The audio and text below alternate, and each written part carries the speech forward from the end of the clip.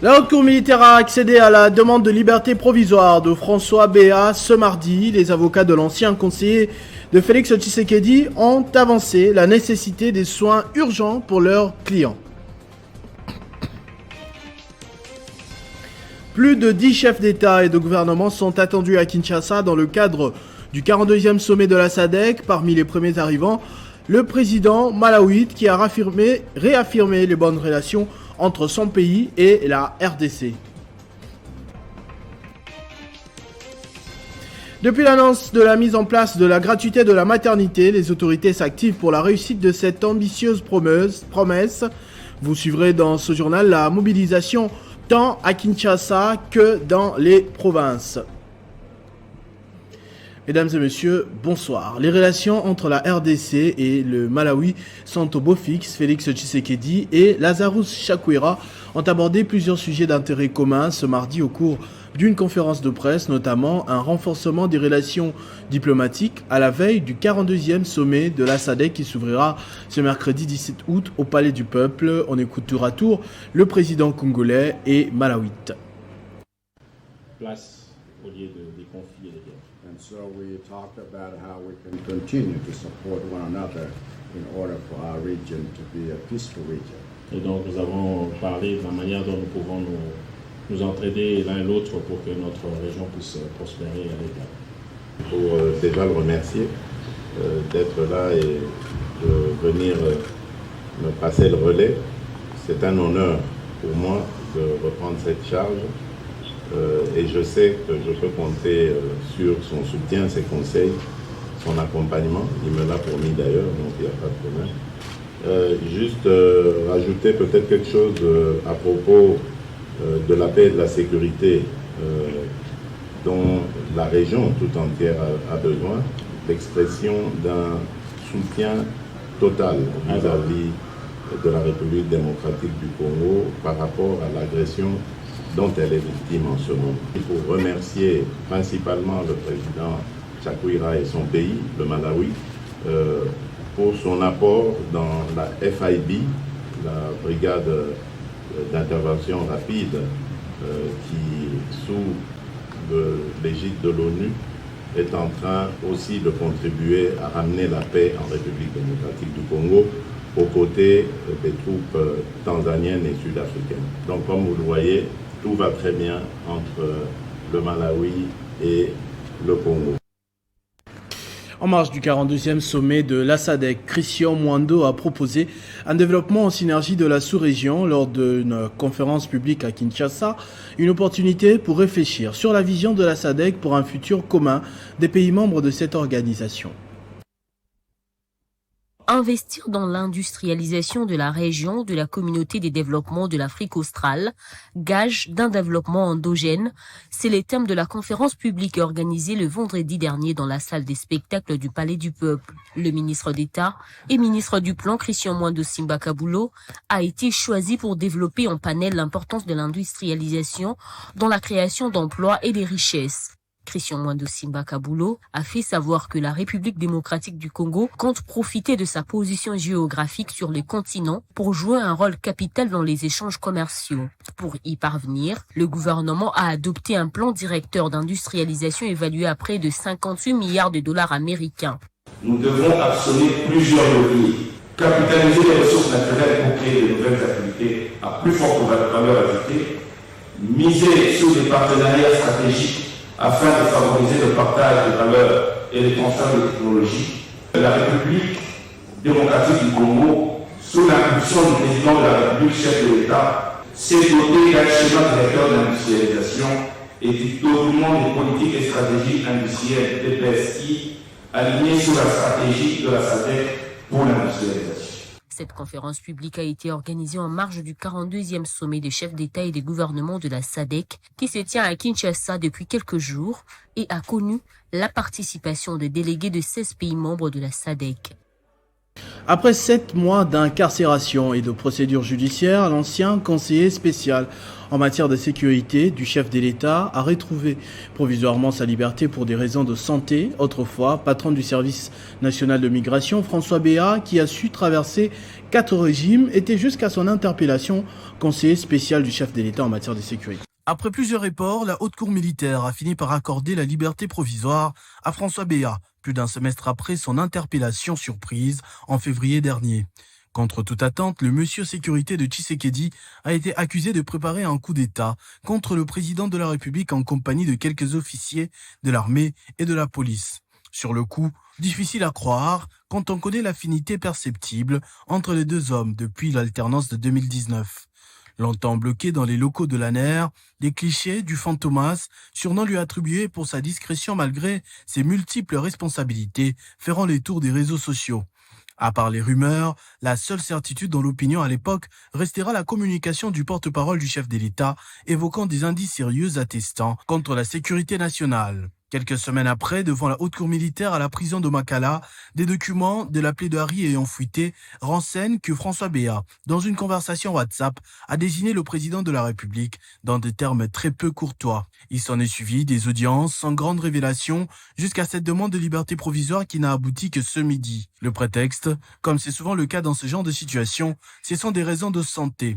Depuis son arrestation, François Béat, 67 ans, devrait normalement se présenter de nouveau devant le juge quand son état se stabilisera. Depuis son arrestation, il n'a jamais pipé mot. On apprendra discrètement que Jean-Marc Kabound, qui a rejoint la prison de Makala quelque temps après, a tenté de le rencontrer sans grand succès. Avant son arrestation, François Béat était incontournable et omnipotent dans les prises de décisions politiques et sécuritaires de Félix Tshisekedi. On pouvait l'apercevoir dans quasi tous les déplacements du président, tant à l'extérieur qu'à l'intérieur du pays. Entre-temps, prenant à bras-le-corps le souci du président de la République de rendre la maternité gratuite, Lisanne Malemba, ministre provinciale des tutelles, s'est lancée dans une vaste campagne de sensibilisation pour sa réussite. 9 zones de santé dans la capitale appliquent déjà ce programme. La ministre provinciale de la Santé dans la ville de Kinshasa, Lisanne Malemba, reste déterminée pour l'effectivité de la gratuité de la maternité dans la capitale congolaise. C'est dans ce cadre qu'une journée de sensibilisation a été organisée vendredi en vue de peaufiner les stratégies pour la mise en application de la couverture santé universelle et la gratuité de la maternité. Rappelant que 9 zones de santé en ville de Kinshasa appliquent déjà cette gratuité, la ministre Lisanne Malemba a réitéré sa détermination pour que tout Kinois en soit bénéficiaire. L'instant où son Excellence, le chef de l'État, Félix-Antoine Tshisekedi Tshilombo, avait émis ce vœu-là, au niveau de 9 zones de santé, la gratuité de la maternité est déjà mise en place. Dans le chef de l'État, c'est vraiment un projet qui lui tient à cœur. De son côté, le docteur Mbongani Kabila, représentant du conseiller du chef de l'État en matière de santé, a exprimé la volonté de continuer à faciliter le financement et à identifier les structures sanitaires pour l'effectivité de ce programme. La prochaine étape, c'est le travail en commun que nous avons déjà commencé au niveau de la province, de Kinshasa particulièrement, et dans le cadre précis de la gratuité de l'accouchement, c'est de continuer à travailler avec eux dans l'identification des formations sanitaires qui vont être sélectionnées pour le programme des accouchements gratuits. Notre rôle, c'est aussi de faciliter le financement du programme. Cette activité a réuni les membres de la présidence, les chefs des zones, les médecins directeurs et bien d'autres autorités de ce secteur qui se sont montrés perspicaces pour la gratuité de la maternité. Le chef de l'État tient à faire bénéficier aux enseignants du Congo profond de tous les avantages liés à leur métier. Voilà ce qui explique la descente de la vice-ministre de l'EPST à Kisangani dans la Chopo. Sur place, Aminata Lamassia va procéder à l'inauguration du siège de la mutuelle de santé des enseignants. Au pied de l'avion, la vice-ministre à l'EPST a été accueillie par les autorités politico-administratives, mais aussi par des enseignants et des élèves. Chant et danse étaient au rendez-vous.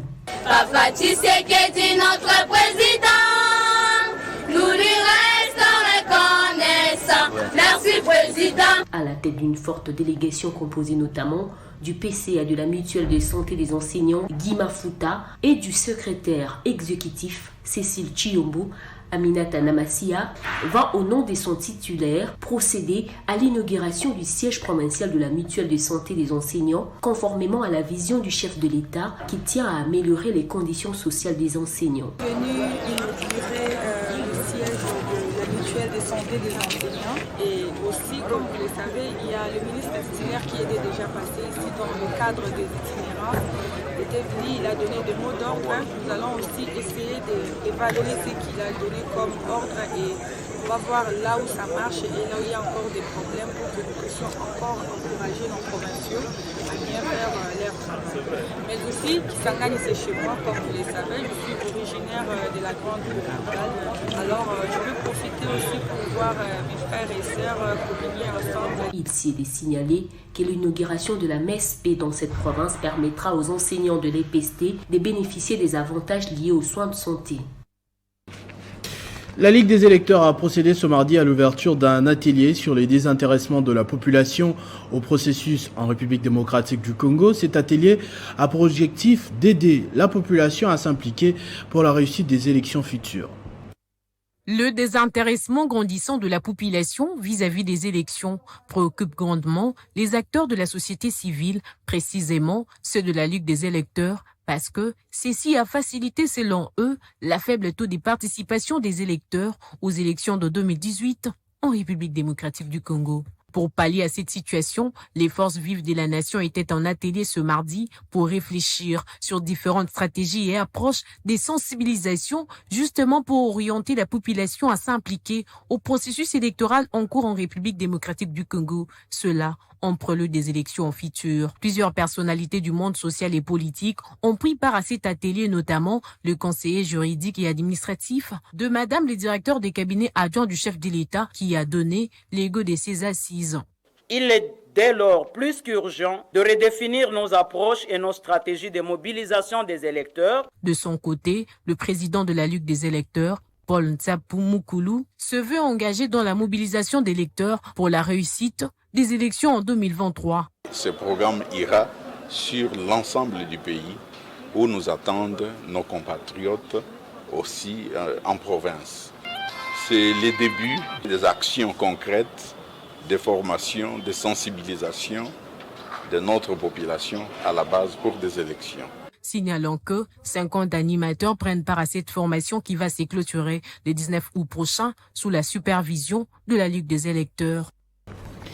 Lancement officiel de la campagne de sensibilisation pour l'usage accru des foyers améliorés et gaz de pétrole liquéfié en RDC par le représentant du pays du Programme des Nations Unies pour le développement PNUD ce lundi. Finalité, lutter contre la déforestation des forêts congolaises. Contribuer au changement de comportement de 7000 ménages congolais par l'adoption et l'utilisation permanente ou régulière de foyers améliorés et gaz de pétrole liquéfié comme mode de cuisson propre, c'est l'une des missions assignées à la structure Femmes de médias pour la justice au Congo. La campagne qui va développer des stratégies de proximité tendant à persuader et à amener à l'action nos cibles. La ville de Kinshasa, à elle seule, utilise au moins 17 millions de tonnes de charbon chaque année. Ce projet du programme Énergie du PNUD vise aussi à réduire la dépendance de la population au reboisement excessif. En lançant cette campagne, c'est effectivement jouer sur le choix des ménages quand il s'agit de faire la cuisson.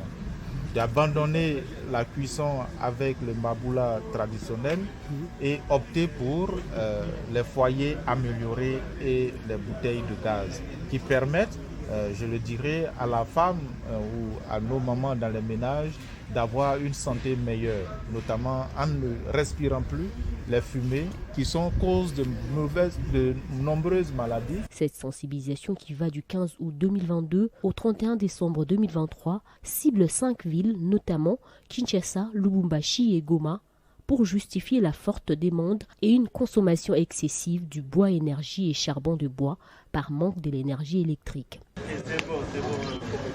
L'Union pour la nation congolaise ratisse large pour 2023. Ce mardi, l'interfédéral de Kinshasa vient de signer l'adhésion des 2 jeunes qui ont reçu pour mission d'implanter le parti et de recruter d'autres jeunes pour pérenniser la vision de son initiateur Vital Kamerhe.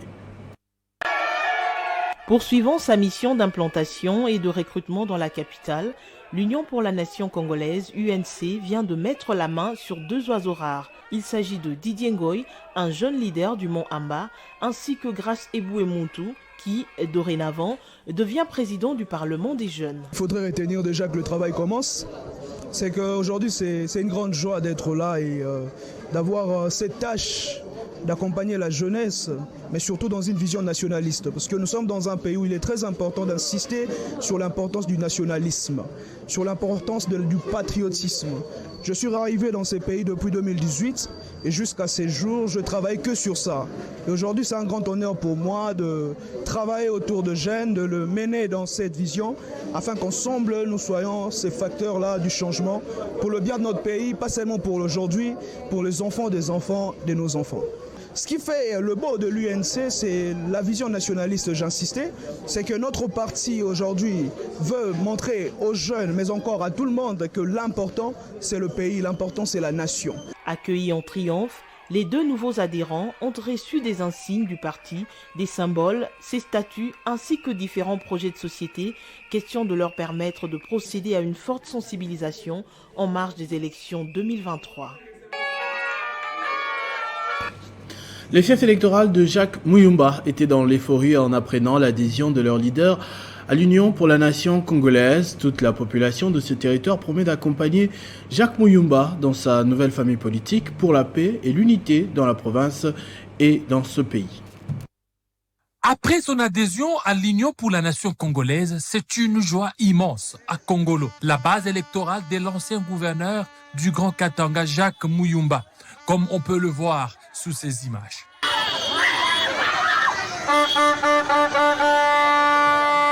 C'est une grande histoire qui vient de s'écrire à Kongolo avec l'UNC Jacques Muyumba pour les échéances électorales à venir, estiment ses habitants. Toute la population de Kongolo est derrière l'honorable Jacques Muyumba Ndouboula. Toute la population est derrière l'Union pour la nation congolaise, l'UNC en sigle. Je pense que vous avez vu, la population est venue répondre massivement pour célébrer cette fête. C'est une grande histoire qui vient de se dessiner dans notre territoire de Kongolo. Nous sommes très contents de l'adhésion de Jacques Muyumba à l'Union pour la nation congolaise. Vous n'avez qu'à voir cette foule qui est venue ici manifester leur joie pour l'acte posé par Jacques Muyumba. La fédération de l'UNC Congolo exhorte Jacques Muyumba, par ses mémos, de suivre la voie tracée par son feu père, le général Muyumba Ndenga, voie selon laquelle de faire adhérer toute la population de Kongolo à une vision commune afin de promouvoir la culture de la paix et de l'unité. Carton plein pour le parti de Jonathan Bialosuka à Mombele ce dimanche. Plusieurs cadres ont répondu à l'invitation de l'interfédéral Boni Makambo pour l'installation des sections dans ce district de la Funa, une stratégie bien ficelée pour un triomphe lors des élections de 2023. L'Alliance pour la bonne gouvernance a promis de placer la barre très haut lors des prochaines élections générales en 2023. Depuis des mois, le parti politique de Jonathan Bialosuka se prépare conséquemment quant à ce.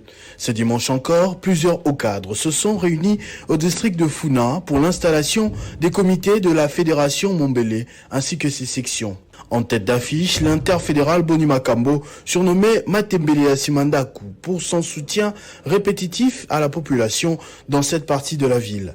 Prenant la parole, Boni Makambo a appelé les membres de la fédération à tout donner, à travailler très durement pour que l'étendard de l'ABG flotte dans toutes les rues de Mombele. Cette journée n'est pas une journée de campagne, mais c'était seulement une journée réservée uniquement pour l'installation du comité de la fédération de Mombele. Je dis Mombele parce que moi-même je suis un fils de Mombele, j'habite Mombele.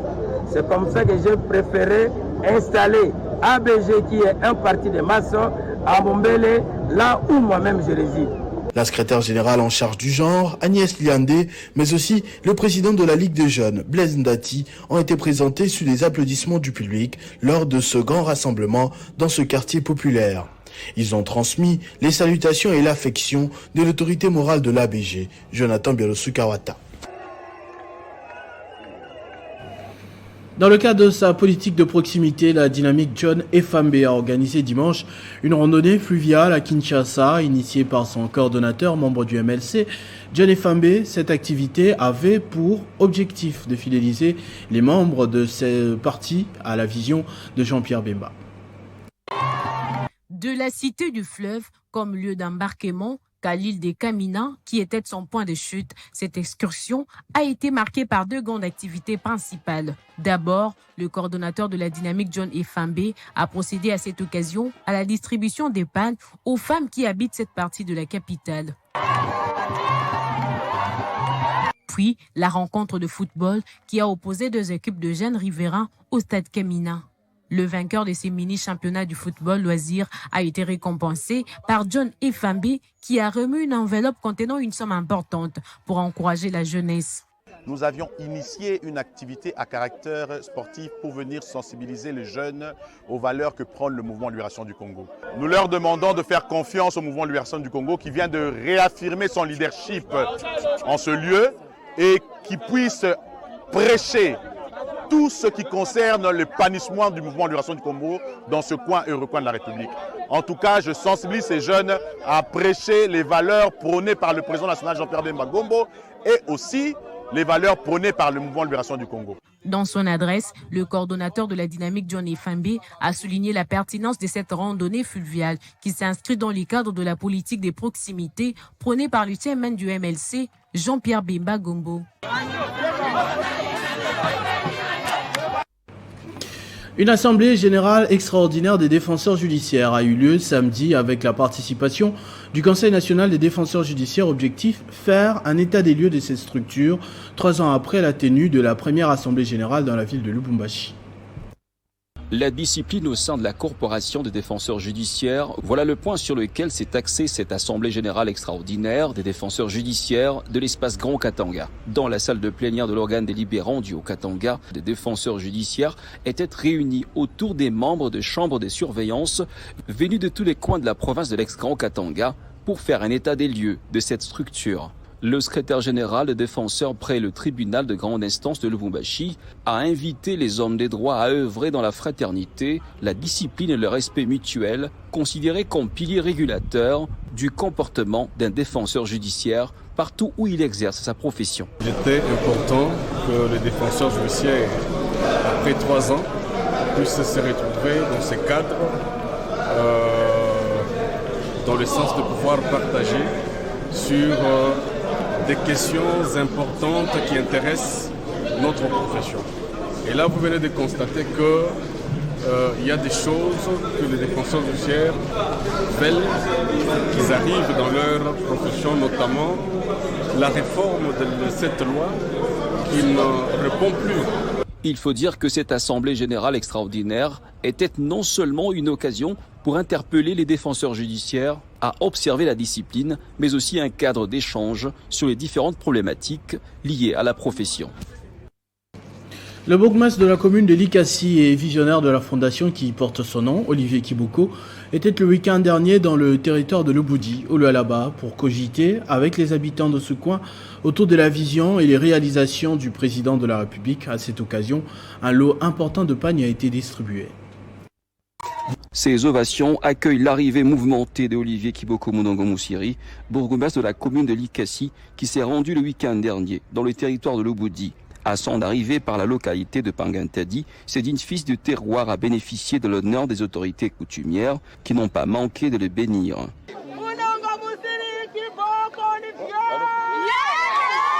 Prenant la parole, Olivier Kiboko Munongo Moussiri a d'entrée de jeu remercié les hommes et les femmes qui avaient effectué les déplacements pour lui réserver cet accueil spectaculaire avec des pas de danse traditionnels. Il a par la suite été escorté par les motocyclistes et la foule constituée des hommes et des femmes jusqu'à Kabombois, en passant par le Botoloa. Partout où le président de la fondation qui porte son nom est passé, le message était le même.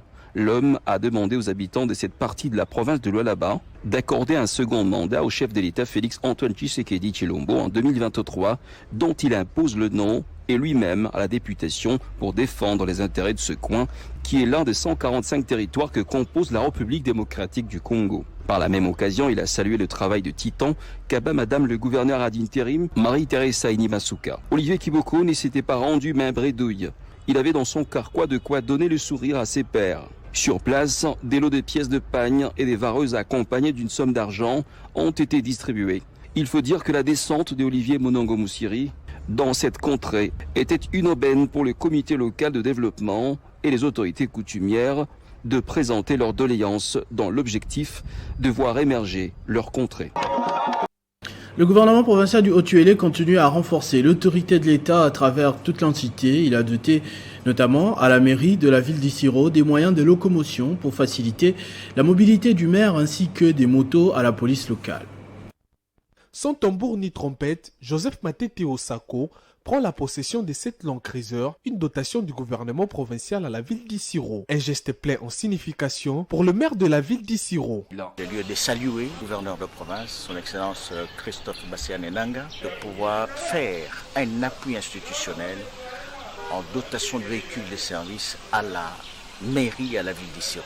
Cet appui institutionnel et ici rendre hommage à son excellence Félix-Antoine Tshisekedi Tshilombo, le président de la République, chef de l'État, qui a permis notre province, effectivement, juste de cette libre administration de la province. Il y a peu, son adjoint Marcel Singhi avait bénéficié de cette intervention du gouvernement Bassiane-Nanga, qui a fait de la restauration de l'autorité de l'État son cheval de bataille, selon la vision du chef de l'État Félix-Antoine Tshisekedi. Hormis la mairie, les gouverneurs du Haut-Uélé avaient levé l'option de doter les différents services de l'État des moyens de locomotion pour faciliter la mobilité des animateurs, à l'image du procureur général, des chefs des divisions de mines et des sports et tant d'autres. La même politique s'est poursuivie avec la police nationale congolaise, dotée de motos et voitures afin d'assurer la sécurité des personnes et de leurs biens, où décidément les Haut-Uélé s'est résolu de renforcer l'autorité de l'État partout à travers la province, considérée comme étant havre de la paix dans la sous-région.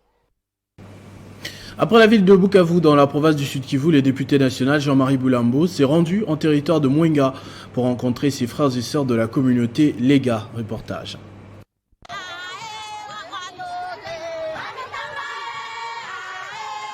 Poursuivant ses vacances parlementaires dans la province du Sud-Kivu, le député national Jean-Marie Boulambo Kilosho s'est rendu à Mwenga, son village natal. Accueilli comme digne fils du terroir, le Moïse de Mwenga, comme le nomme le sien, s'est adressé à la population de la chefferie de Bassilé dans l'enceinte de l'hôtel Oulindi. Plusieurs points ont été abordés au cours de ces grands rassemblements, à savoir l'exploitation controversée des minerais de Mwenga par des sociétés à capitaux chinois. À ce sujet, Jean-Marie Boulambo Kilosho a proposé l'avènement des grandes industries à la place des coopératives minières. En sa qualité du président honoraire de l'Osho Général, il a invité ses frères et sœurs Lega à l'unité, à l'amour du prochain, ainsi qu'à la sauvegarde avant tout des intérêts de la communauté. Hatupendi ma coopérative minière. Tunapenda ma industrie minière. Avant d'arriver à Mwenga, l'élite de Bukavu a effectué plusieurs escales pour saluer ses frères et sœurs, notamment dans la chefferie de Luenze, où Jean-Marie Boulambo Kilosho s'est incliné au mausolée des victimes des massacres des Kassika Nord de la rébellion du RC de Goma. Pour marquer son passage, le député national Jean-Marie Boulambo Kilosho, président national du PANADER, a remis les symboles du parti à Mwabilou Benzalomba de la chefferie de Luendi. Les habitants de la commune de Lingwala ont été visités ce jour par un bon samaritain en la personne de Jésus Noël Cheke. Ce jeune natif de Lingwala a profité de son passage pour offrir un lot important de ciment. Depuis quelques semaines, la commune de Lingwala a été témoin de plusieurs actions en sa faveur. Des actions entreprises par un de ses fils bienfaiteurs, mais aussi philanthrope, en la personne de Jésus Noël Cheke, a encore fait parler son côté illustre. Il a offert à la paroisse catholique Saint-Jean-Marie Mouzéi de cette commune 200 sacs de ciment. Ces ciments ont été donnés dans le but non seulement d'apporter un appui considérable aux travaux de rénovation que l'Église avait entamés, mais aussi de pallier définitivement aux problèmes d'inondation qu'est subit constamment cette paroisse en période pluvieuse. Un geste que la communauté a vivement salué. L'homme a aussi, dans le cadre des préparatifs du tournoi de football qui débutera le 20 août prochain, effectué une visite d'inspection sur les 4 sites choisis. Le notable de Lingwala et initiateur de ces challenges, profitant de cette visite, a confirmé la date du lancement du tournoi pour les samedis prochains. Si vous réussissez à mobiliser 50 jeunes, la jeune bazar, 50 jeunes, vous avez un matériel nyonso. Et puis biso moko to lui motivation à la jeune, on a relié na bango na moi collation na bango na moi. Comme ça ça au général et ça va mis à vamboule zonga. Et pour clôturer sa ronde dans la commune de Lingwala, Jésus Noël Cheke, préoccupé par l'insalubrité qui règne dans ces communes, décide de lancer dans les prochains jours une grande opération d'assainissement qui consistera à curer tous les caniveaux que compte la commune. Le journal est terminé, je vous en rappelle tout de suite les principaux titres. La haute cour militaire a accédé à la demande de liberté provisoire de François Béat ce mardi. Les avocats de l'ancien conseiller de Félix Tshisekedi ont avancé la nécessité de soins urgents pour leurs clients. Plus de 10 chefs d'État et de gouvernement sont attendus à Kinshasa dans le cadre du 42e sommet de la SADC. Parmi les premiers arrivants, le président malawite a réaffirmé les bonnes relations entre son pays et la RDC. Depuis l'annonce de la mise en place de la gratuité de la maternité, les autorités s'activent pour la réussite de cette ambitieuse promesse.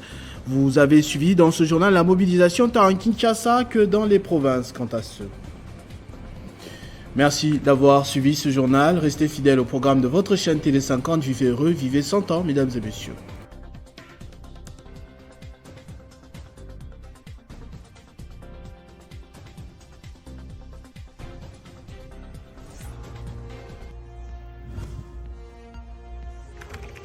L'actualité reste en continu.